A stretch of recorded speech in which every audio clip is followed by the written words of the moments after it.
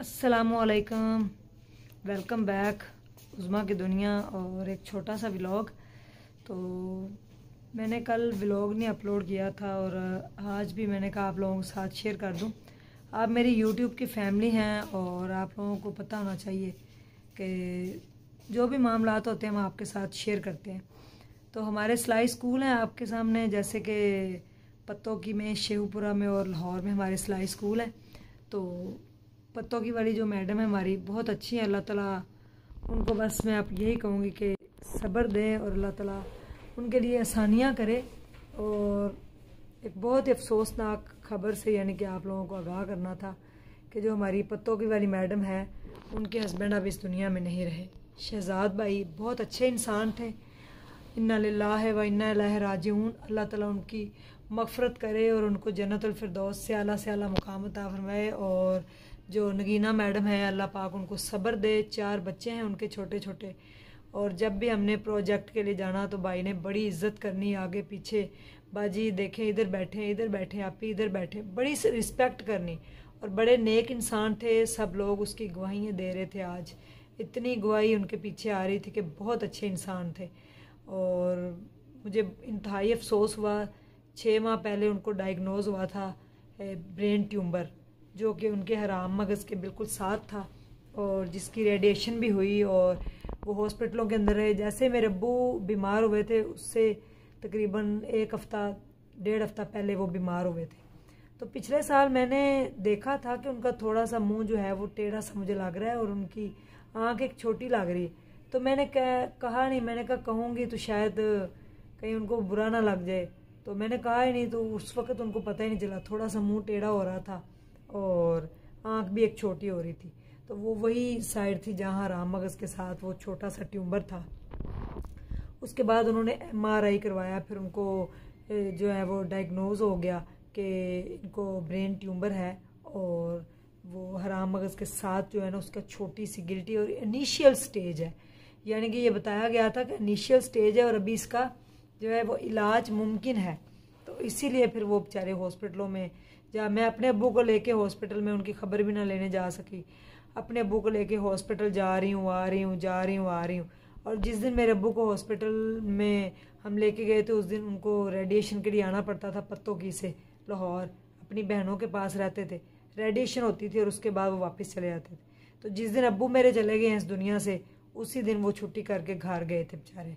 तो उसके बाद घर में ही थे और कह रहे थे रिकवरी हो गई, यानी कि रिपोर्ट आई है कि अब बिल्कुल ख़त्म हो चुका है और रिकवरी की तरफ जा रहे थे।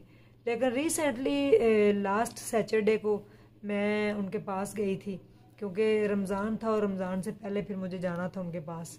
तो प्रोजेक्ट सबमिट होना था, तो मैं गई तो वो चले हैं तो उनसे चला नहीं जा रहा था। तो मैंने कहा शहजाद भाई कैसे हैं आप? तो उन्होंने मुझे आगे से बताया कि बाजी मैं पहले से रिकवर हो रहा हूँ, बेहतर हूँ और माजरत करता हूँ कि इस दफ़ा स्कूल की डेकोरेशन ज़्यादा नहीं कर पाए। मैंने कहा नहीं ऐसी कोई बात नहीं है, आप बिल्कुल ठीक हो जाएंगे इंशाल्लाह। आप सूरह रहमान सुने, सीधा बुर्दा शरीफ सुने, अल्लाह पाक आपको सेहत देगा। तो बड़ी बातें उन्होंने की। तो मेरे साथ मेरी टीम भी गई हुई थी, उनके साथ बड़ी बातें की। मैं ऊपर मैडम के साथ रूम में चली गई, हमने प्रोजेक्ट सबमिट किया और लड़कियों ने जो सीखा था 3 माह की उनकी परफॉर्मेंस थी, जो 4 माह के बाद हम उनकी परफॉर्मेंस देख के फिर उनको फ्री करते हैं, नेक्स्ट न्यू बैच फिर लेते हैं। तो लड़कियों के साथ मैंने इंटरव्यू वगैरह किया, लेकिन मैडम बड़ी बुझी सी थी क्योंकि ये पहला इंटरव्यू था जिसमें उनके हस्बैंड उनके साथ नहीं खड़े हुए थे।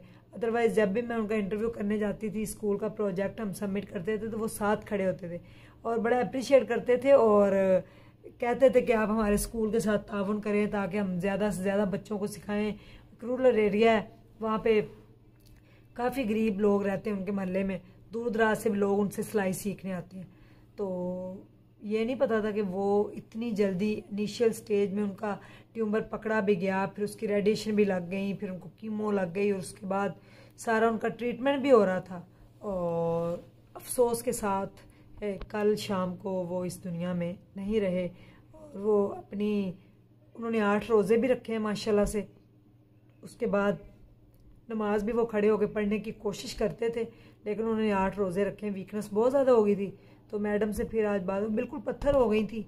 ज़ाहिर मियाँ बीवी का रिश्ता जो है वो बड़ा स्ट्रॉन्ग होता है और अगर मियाँ बीवी ने एक दूसरे के साथ सब्र के साथ, दोनों ने तहम्मुल के साथ ज़िंदगी गुजारी हो तो फिर यादें बस रह जाती। तो मैडम कल की पत्थर बन चुकी थी, बिल्कुल नहीं बोल रही थी, रोए नहीं ज़रा भी, और कह रही थी सोया हुआ है शहजाद, मैंने उसको मेडिसिन दे के सुला दिया है, वो सुबह उठ जाएंगे, आप तंग ना करें। सिर्फ पूरी रात उनकी यही थी बातें। तो रात को 7 बजे वो लाहौर ही आए थे अपनी बहनों को ईद देने के लिए। कितना फ़िक्र था भाई को कि मेरी बहनों को ईद दे के आऊँ मैं। तो ईद देने के लिए आए थे अपनी बहनों को, और मैडम बता रही हैं कि वो जाके सूट लेके आई हैं उनकी सब बहनों के, और उन सबको दिए उसने सूट, और कह रहे थे कि ये मुझे सूट का कलर नहीं पसंद, इस तरह की कुछ बातें कर रहे थे। तो कह रही कल एक अजीब सा हुआ है वाक़या कि उन्होंने कई बार टाइम देखा मोबाइल के ऊपर, कई बार टाइम देखा, और मैंने पूछा कि आप टाइम क्यों देख रहे हैं, तो आगे से कह रहे थे सिर्फ 5 मिनट रह गए। तो उसके बाद शायद वो 5 मिनट उनके दुनिया में थे, उनको नज़र आ रहा था कि उन्होंने अब चले जाना है। जैसे अफ्तारी हुई है तो उन्होंने एक खजूर खाई है, और उसके बाद एक पकौड़ा कह रही खाया, और साथ थोड़े से दही भल्ले खा के, तो मैंने कहा आप नीचे बैठ जाए, सोफे पे बैठे हुए थे तो नीचे बैठ गए, मैंने जगह खाली कर दी, मेरे पास बैठे हैं। तो एक नवाला तोड़ के उन्होंने रोटी का मुंह में डाला है, और वो हलक के अंदर फंस गया। और उसके बाद मैडम कह रही वो ना आगे जा रहा था ना वो वॉमिटिंग कर रहे थे, तो उन्होंने ऐसे हाथ रख लिया, तो मैंने हाथ फटाफट हटाया कि आप हाथ हटा दें, वॉमिटिंग कर दें, हम साफ़ कर लेंगे। और वो आखिरी नवाला था। उसके बाद उनका अनाज दाना पानी दुनिया से ख़त्म हो चुका था। पीछे से कमर पे हाथ मारना शुरू हो गया आगे। तो कहती मैंने देखा तो उनका दिल जो है वो बहुत बड़ा हो गया था अंदर, और ऐसे यानी कि पंप हो रहा था। मैंने कहा इनको हार्ट अटैक आ रहा है। तो फौरी तौर पे उन्होंने 2 सांस लिए, फिर फौरी तौर पे वो चीखें मारना शुरू हो गई। रिक्शे में उन्होंने उनको रिक्शे के अंदर डाला और लेके जा रहे थे हॉस्पिटल। फिर आगे एम्बुलेंस के अंदर डाला तो 1122 वालों ने डायग्नोज किया कि ये जो है ना वो एक्सपायर हो चुके हैं। फिर भी वो अपनी तसल्ली के लिए हॉस्पिटल लेके गए, लेकिन वो इस दुनिया से जा चुके थे। अल्लाह ताला उनकी मग़फ़िरत करे। इन्ना लिल्लाहि व इन्ना इलैहि राजिऊन। और मैडम पत्तों की वाली जो हमारी नगीना है उनको सब्र जमील अता फरमाए। 4 उनके छोटे छोटे बच्चे हैं और बड़ी लंबी मंजिल है ये, और अल्लाह ताला उनकी मग़फ़िरत करे, उनको सब्र दे, क्योंकि हम सब ने इस दुनिया से चले जाना है, लेकिन इस तरह से कोई ना जाए। अल्लाह के फ़ैसले होते हैं, हमें मानना पड़ता है, हम अल्लाह की रज़ा के साथ राज़ी होते हैं। तो बेचारी फिर उसके बाद बहुत रोई हैं, फिर बहुत रोई हैं, फिर मुझे बता रही थी, और बहुत ज़्यादा फिर रोई हैं। और मैं दुआ गो हूँ, और आप लोगों को बताने का मकसद ये था कि प्लीज़ उनके लिए दुआ कीजिएगा कि उनके बच्चों को, अहले खाना को, और उनकी वाइफ को जो उनकी बेवा है, अल्लाह पाक उनको सब्र जमील अता फरमाए और उनको करवट करवट जन्नत नसीब करे। आमीन सुम्मा आमीन। जो भी इस दुनिया से जा चुका है इस रमज़ानुल मुबारक का सदका अल्लाह पाक उसकी मग़फ़िरत करे। आमीन सुम्मा आमीन। जिसके पीछे कोई हाथ उठाने वाला नहीं, अल्लाह पाक उसकी भी मग़फ़िरत करे। आमीन सुम्मा आमीन। और बड़े खूबसूरत भाई थे, बड़े खूबसूरत दिल के मालक, बड़ी खूबसूरत शक्ल के मालक, शख्सियत के मालक, पर्सनैलिटी बड़ी अच्छी थी, बहुत अच्छे इंसान थे, बड़ा अच्छा कपल था, बड़ा खूबसूरत कपल। दोनों मियाँ बीवी बहुत खूबसूरत, लेकिन दोनों को नज़र लग गई। अल्लाह पाक उनकी मग़फ़िरत करे। तो दुआओं की दरख्वास्त है। Thank you so much. जितना हो सके ये व्लॉग जो है आगे शेयर कर दीजिएगा और उनके लिए दुआ कीजिएगा। अल्लाह हाफिज़। मैं बहुत दुखी हूँ आज, बड़ा सदमे में हूँ।